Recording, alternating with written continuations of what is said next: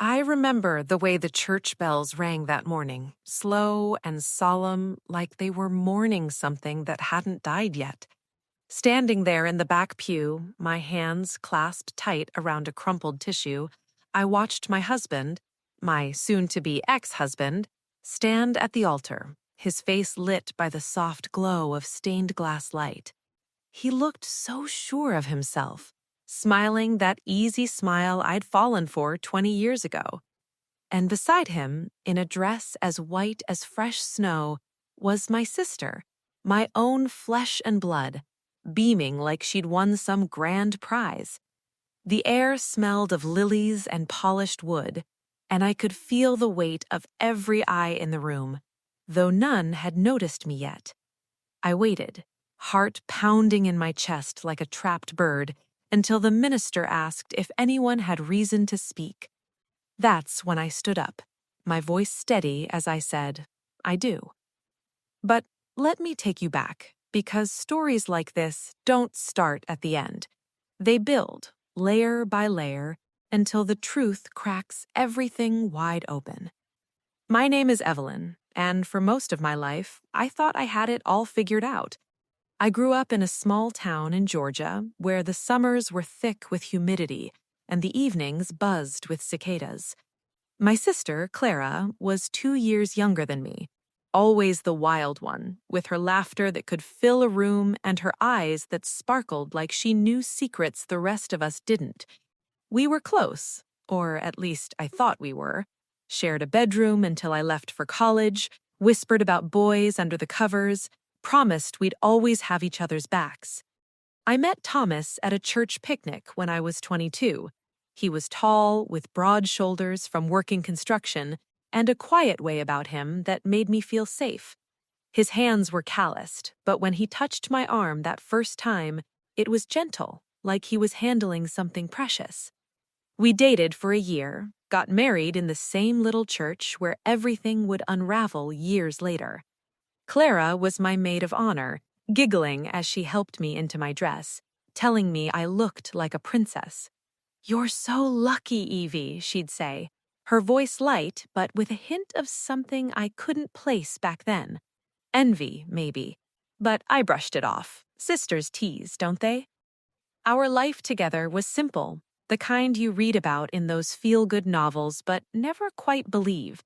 Thomas built us a house on the outskirts of town, a cozy 2-story with a wraparound porch where we'd sit in the evenings, sipping sweet tea and watching the fireflies dance. I worked as a teacher at the local elementary school, shaping little minds with stories and math problems, coming home with chalk dust on my sleeves and a smile on my face. Thomas rose through the ranks at his job, eventually managing a crew, bringing home steady paychecks that let us dream about vacations we rarely took. We had 2 kids, our son, Michael, who came along 3 years into the marriage, with Thomas's dark hair and my curious eyes. He was the quiet type, always building things with Legos or reading books about adventures. Then came Lily 5 years later, a spitfire like her Aunt Clara, with curls that bounced when she ran and a laugh that could melt the sternest heart.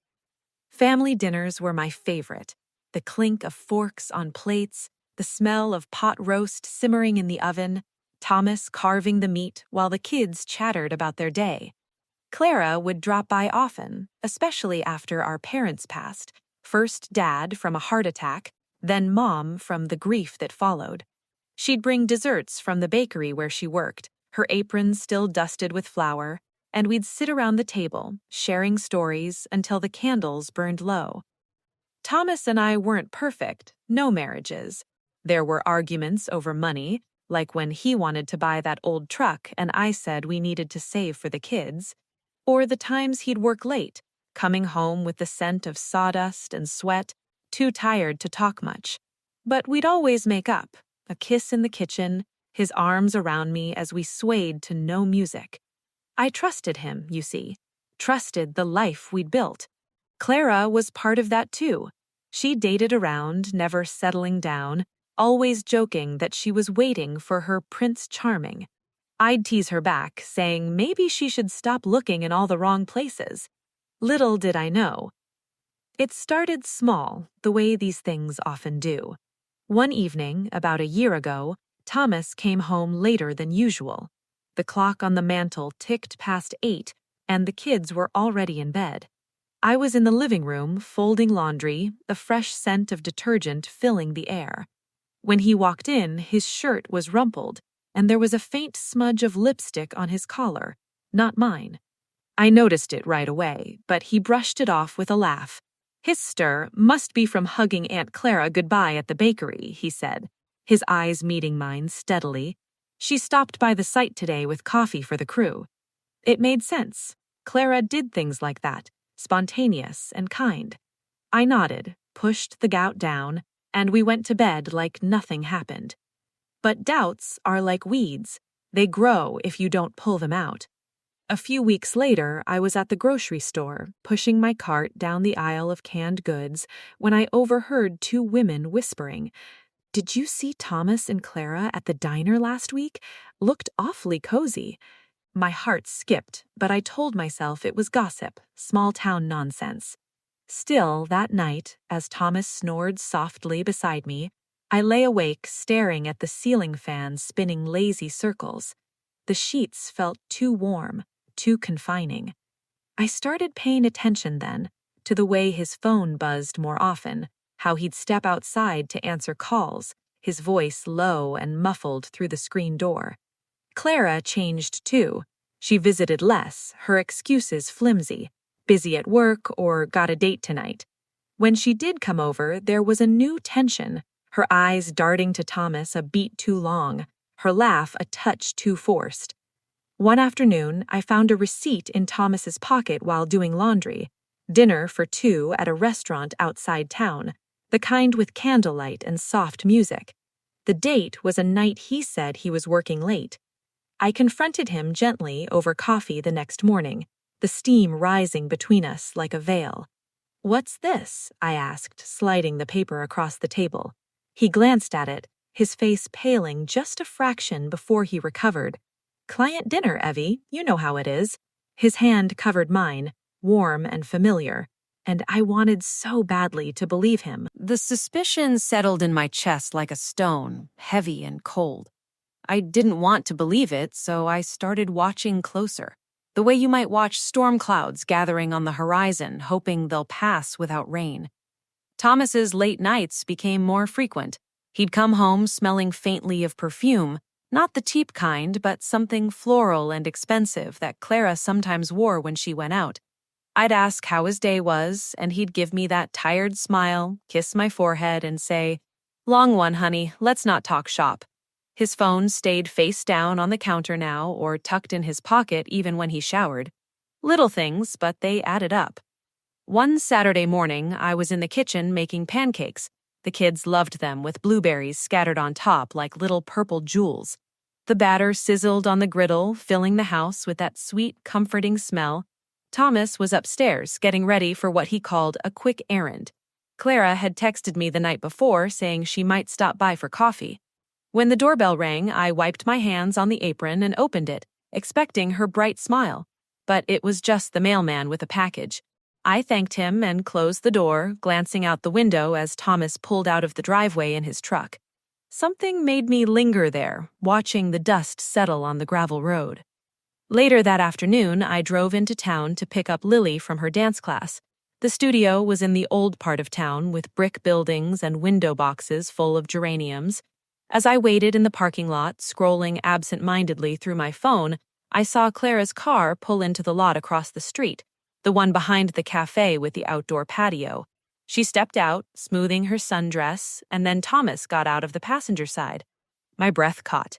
They didn't touch, not right away, but the way they leaned toward each other as they walked inside, heads close, laughing about something I couldn't hear, it twisted something deep inside me.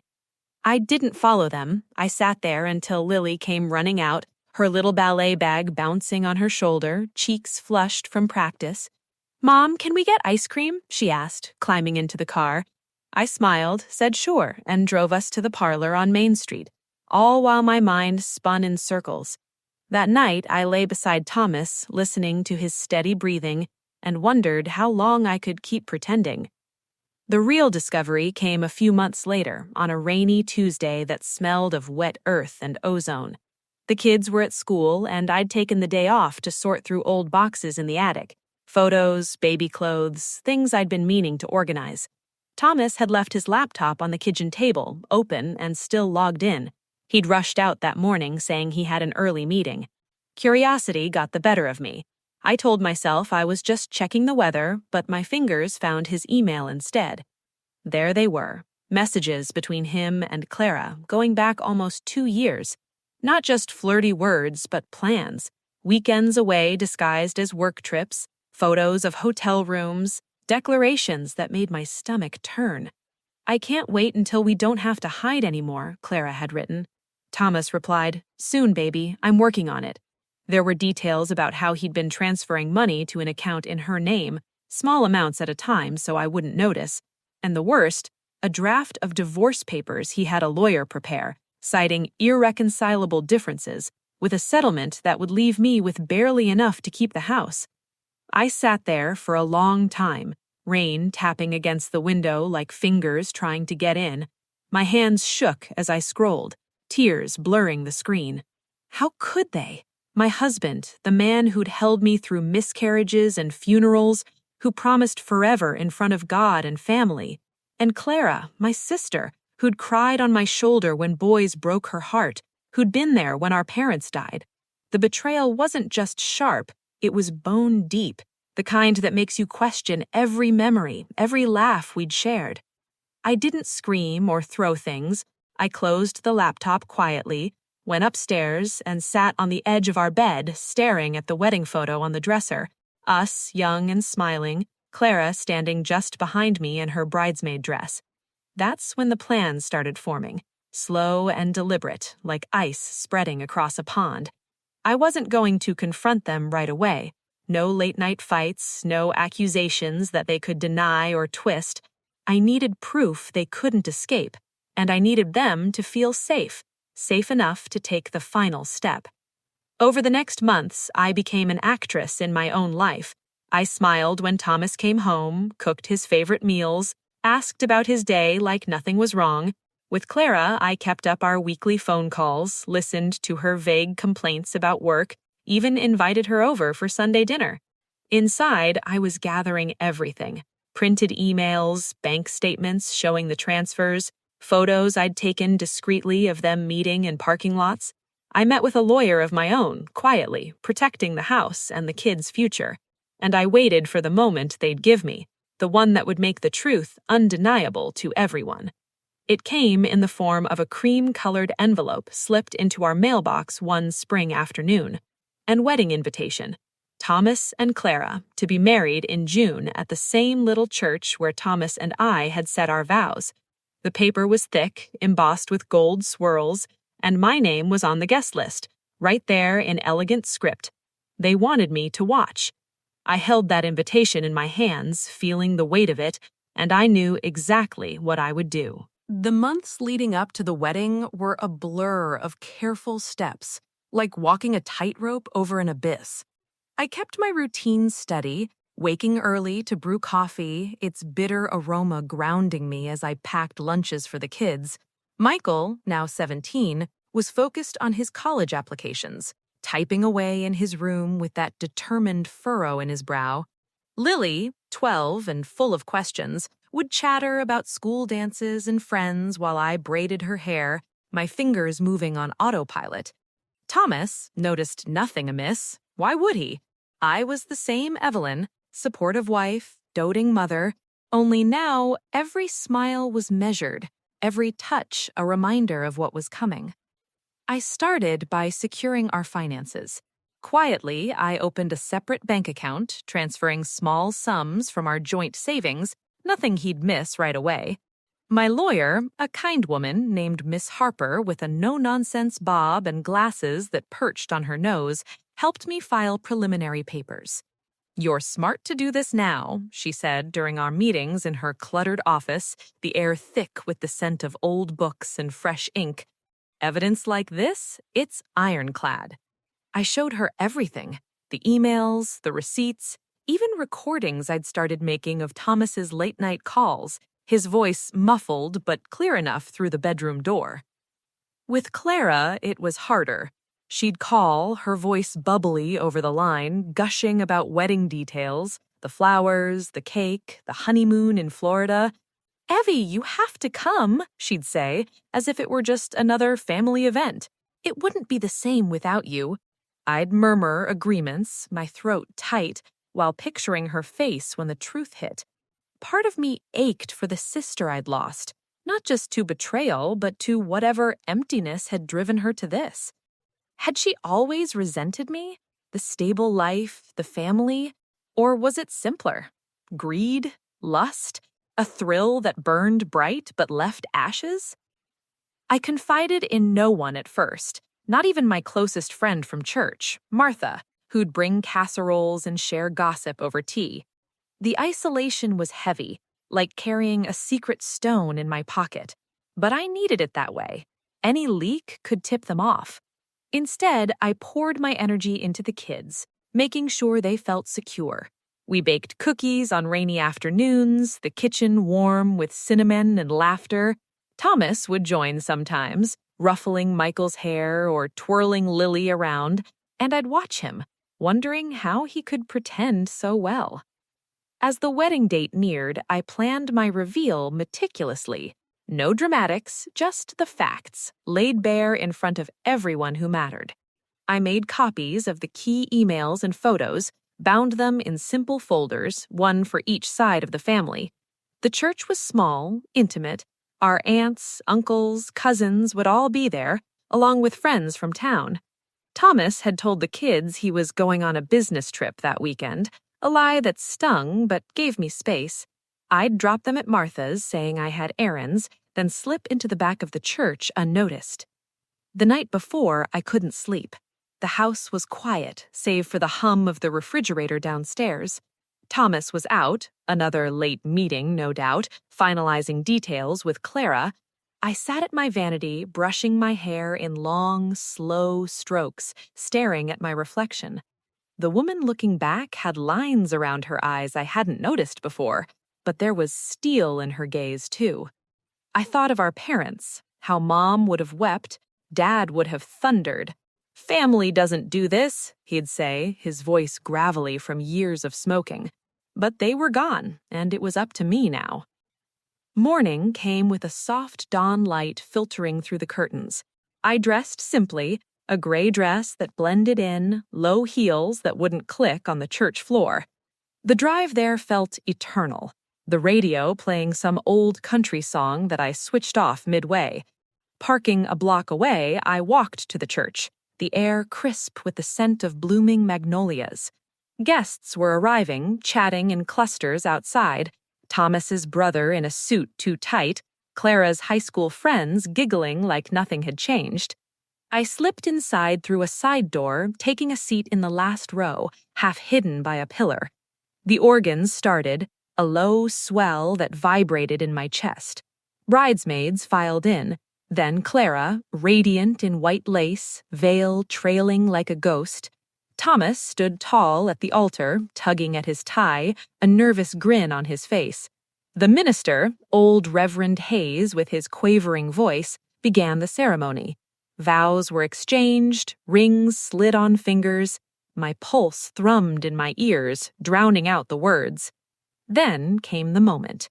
If anyone here knows of any reason why this couple should not be joined in holy matrimony, speak now or forever hold your peace. Silence hung, thick and expectant. I stood, my legs steady despite the tremor in my hands. Heads turned, murmurs rippling like waves. Thomas's face drained of color when he saw me.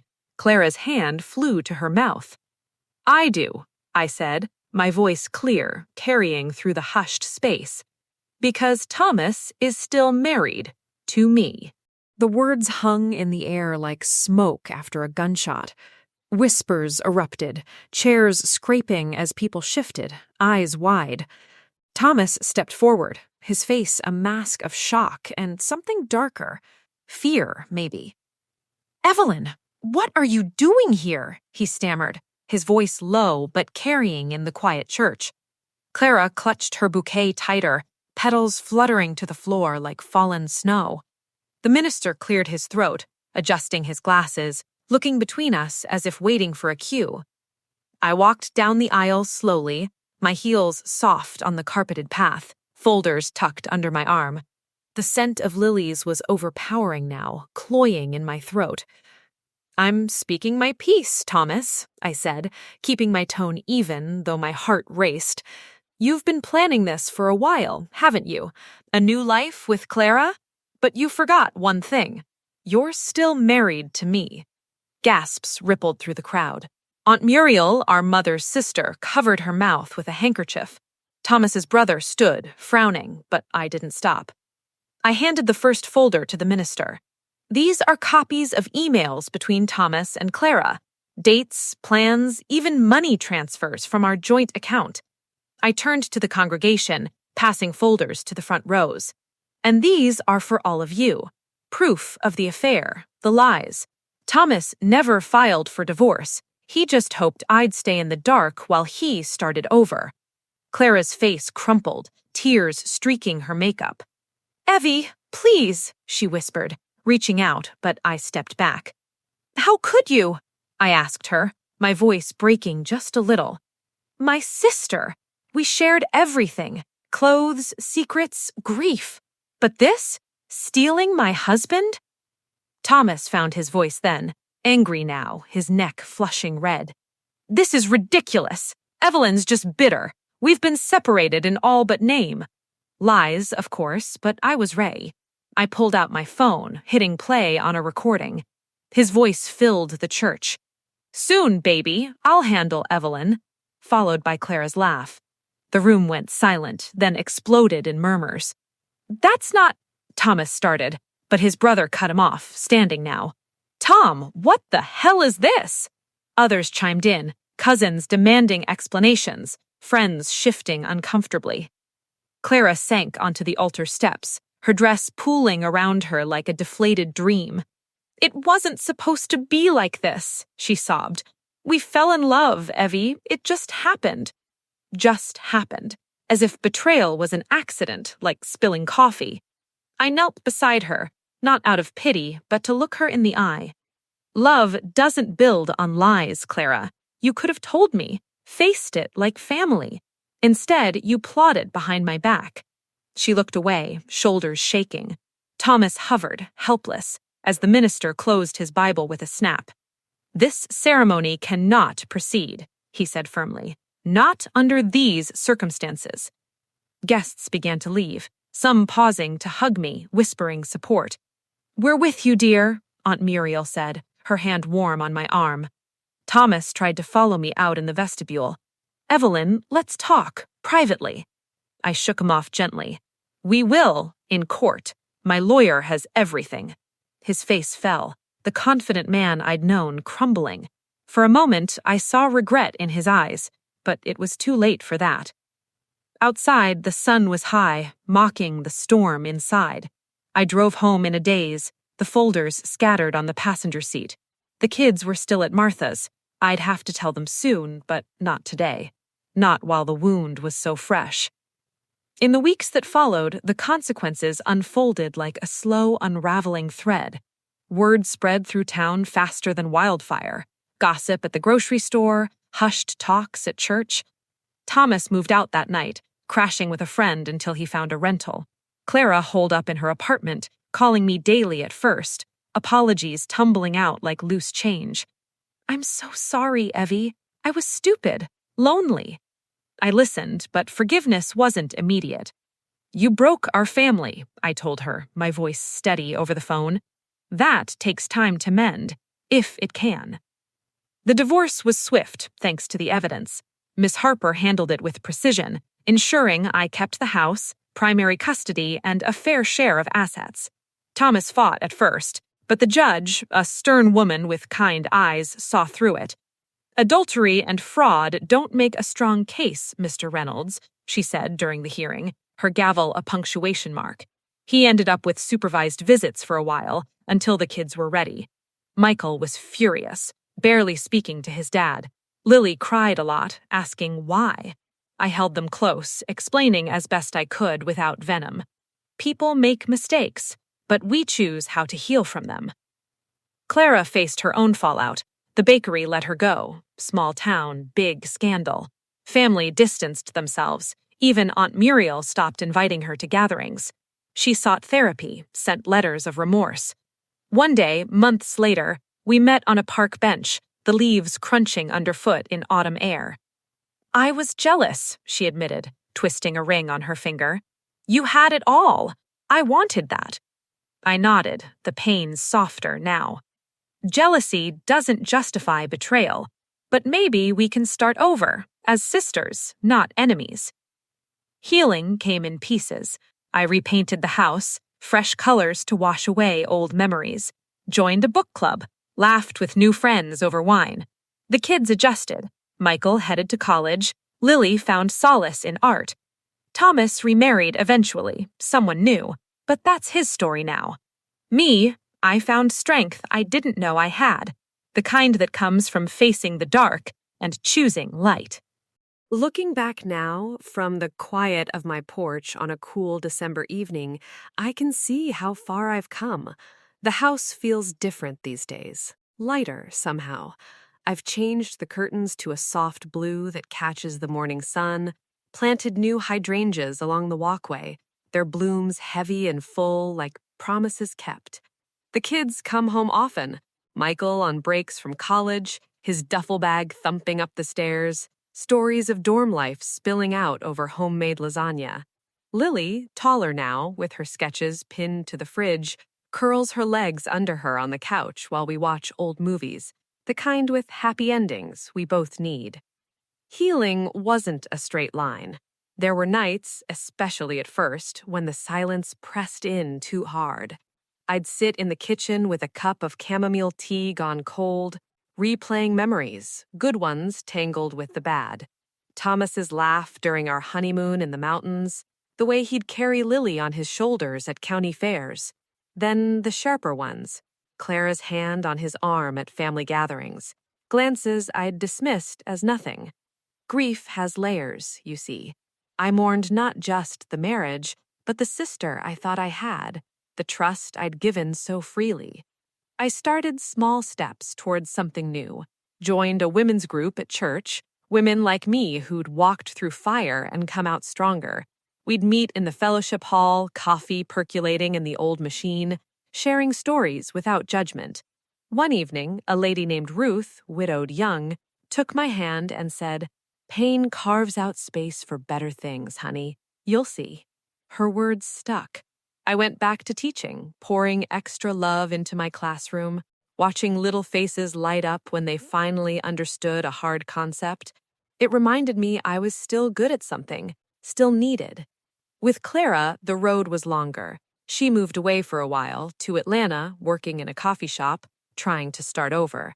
Letters came sporadically, handwritten on plain paper, no excuses left. "I hate what I became," she wrote once. "I let envy poison me." I didn't reply right away. Forgiveness isn't a switch you flip. It's a choice you make again and again. When she came back for Christmas last year, thin and quieter, I invited her for coffee at the diner on the edge of town. We sat in a booth by the window, snow flurries dancing outside, steam rising from our mugs. No big declarations, just talk about safe things. Her new job, Lily's latest painting. When she reached across the table, tentative, I let her take my hand. "I'm glad you're trying," I said. That was enough for then. Thomas and I speak only when necessary, about the kids, schedules, nothing more. He's remarried now to a woman from his work, someone polite but distant when we cross paths at school events. I wish him no ill. Life has a way of balancing scales. The kids see him, and that's their choice. Michael's warmed a bit over time, sharing fishing trips again. Lily still holds back, but she's finding her way. I never badmouthed their father, never burdened them with details. Children deserve to form their own truths. These days, I wake with the birds, brew coffee on the porch, watch the sunrise paint the sky in pinks and golds. I've taken up gardening, hands in the dirt, nurturing life from seed. There's a peace in that, in watching something grow because you tended it gently. Friends invite me to dinners, set me up on dates I politely decline. I'm not ready, and maybe I don't need to be. I've learned I'm whole on my own, stronger even for the breaking. The greatest gift has been the bond with my children. We talk openly now about feelings, about choices. Michael said once, over Thanksgiving turkey, gravy thick and fragrant, "Mom, you handled it with class. I'm proud of you." Tears came then, quiet ones, but happy. Lily drew me a picture, a woman standing tall under a big oak tree, roots deep. She titled it Strength. I think about that day in the church often, not with anger anymore, but with a kind of wonder, how one moment of courage changed everything. Betrayal cuts deep, yes, but it doesn't have to define the story. We get to write the chapters after. Sometimes people ask if I regret waiting, if I should have confronted sooner. I don't. The timing gave me clarity, protected what mattered most, and it taught me a truth I carry close. Dignity in pain is its own kind of victory. Karma isn't always loud. Sometimes it's just the quiet rebuilding of a life on your own terms. I've found joy again, in small things, like the smell of fresh bread baking, the sound of rain on the tin roof, the way Lily's laugh echoes through the halls. I'm not the same Evelyn I was, and that's all right. The cracks let the light in. And that, my dears, is the end of my story. Or maybe just the beginning of a quieter, truer chapter. I used to think family meant unbreakable bonds, that blood would always protect blood, that love, once given, could never be twisted into something hurtful. But life showed me different. It showed me that the people closest to us can sometimes hurt us the deepest, and that staying silent in the face of wrong only lets the wrong grow bigger. I don't tell this story to make anyone hate Thomas or Clara. Hate eats you up from the inside, leaves nothing but bitterness. I tell it because someone out there tonight might be lying awake, feeling that same knot in their stomach, seeing the little signs and wondering if they're crazy. You're not crazy. Your heart knows when something isn't right, and you don't have to scream or fight ugly to stand up for yourself. Sometimes the strongest thing you can do is wait, gather your truth, and speak it calmly when the moment is right. I'm not perfect. There were days I wanted to burn everything down, but I chose dignity, not for them, but for me and for my children. They needed to see that you can be broken and still rise gentle, still kind, still whole. Today, I'm at peace. The house is filled with light again. My children are growing strong. And somewhere along the way, I forgave. Not to excuse what happened, but to free myself from carrying it forever. So I'll leave you with this question, the one I ask myself on quiet evenings. If someone you trusted with your whole heart betrayed you in the worst way, would you have found the strength to speak your truth when it mattered most? Or would you have stayed silent to keep the peace? Tell me in the comments. I read every single one, and your stories give me strength too. Thank you for listening to mine. If it helped even one of you feel less alone, then sharing it was worth it. Take care of your hearts, loves. You deserve people who protect them, not break them. Until next time.